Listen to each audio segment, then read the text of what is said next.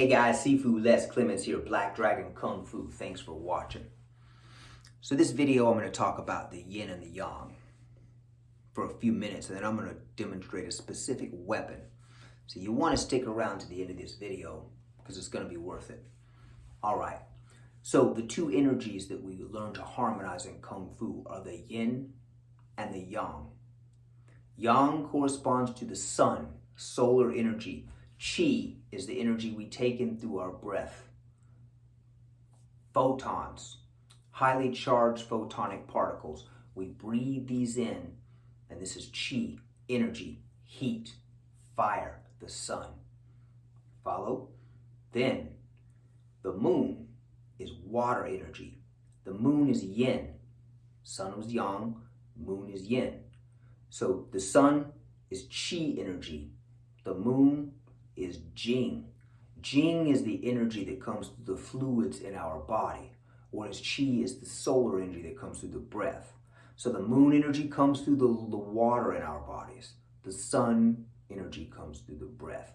Now when this happens over time, the body starts to electromagnetize when these are balanced. This is the purpose of acupuncture, meditation, Shaolin Kung Fu. This is the purpose of these things. Okay, so if you watch documentaries on the Shaolin monks, all day they are active. They're out in a courtyard practicing forms, very, very close order techniques. Or they're out in the mountains and hills running and training. Or they're doing fighting drills under waterfalls. So this is above and beyond. And if this was the normal in the world, it wouldn't look like it does. The problem in the world is these energies are off balance. And then we also have convergence and divergence going on. Divergence is when someone goes off of their individual purpose, their truth, their path. Let me not say their truth, the truth. Can divert away from the truth of the purpose of what one is supposed to be doing. This creates density, which is heavy, karma. So on the other side of that, you have convergence, which is you're converging with higher energies. So if you look at the Shaolin monks, they shine, they glow, because they've electromagnetized their bodies through their workouts. They're active all day. So when this happens, acupuncture, meditation, kung fu, the body completely changes. The psychology changes.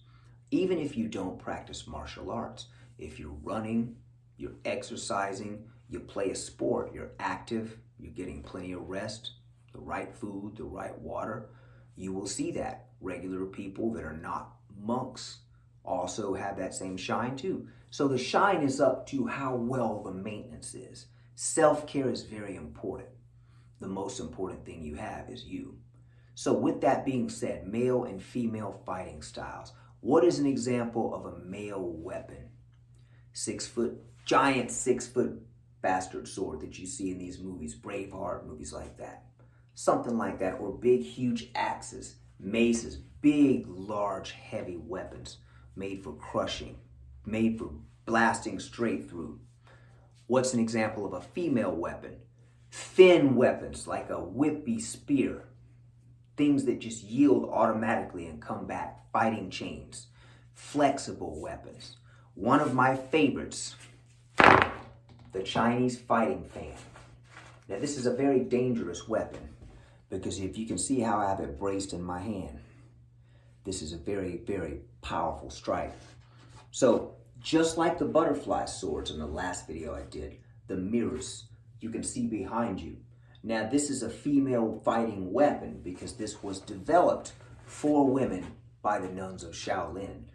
It is based on deception. It's a great breeze, really good fan. But the fan is the secondary purpose. It's a side benefit. Now in the old days, women who practiced certain styles of Kung Fu that incorporated the fan, Ladies' Fist, one of them, which I'm going to do a video on later, hiding their footwork or skirts and things like that, or long fabrics they would carry. The fan used to have long, sharp spikes that would come up on the ends of these, but they would be just behind the fabric so you couldn't see them. So you have a man who's had too much to drink that tries to put his hands on a woman. She stabs him and he's dead. See?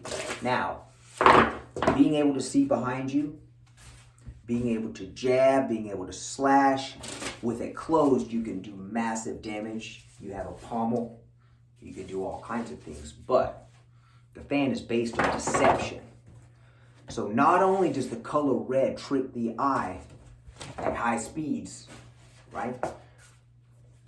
The fabric hides the technique. So, for example, it's hard to really see what's happening here. The fan can cover a lot of stuff.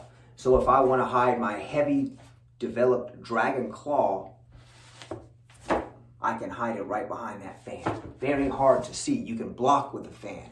Someone swings really hard and you brace it, their fist is going right into these iron spines, and it's going to be really bad. Dangerous weapon, okay? Now, obviously, these aren't real iron. These are flexible. But back in the day, these are aluminum.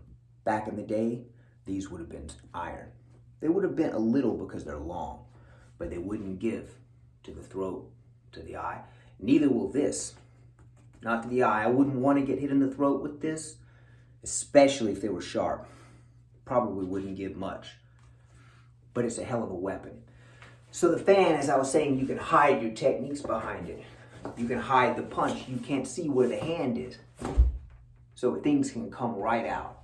There's all types of ways. You can hold another weapon. You could have a dagger or a sword in here and hide it. Small little bitty knife, you can hide it. You've got blades all the way down. And of course, my favorite symbol, the dragon. So, if you found this video on male and female fighting styles, energy, and the Chinese fighting fan effective, click the like button. Even better, subscribe. And we appreciate you on Patreon. And also, I want to say I've been getting some really good comments, and I really do appreciate the positive feedback. So, you guys take it easy, and I will see you next video. It'll be soon.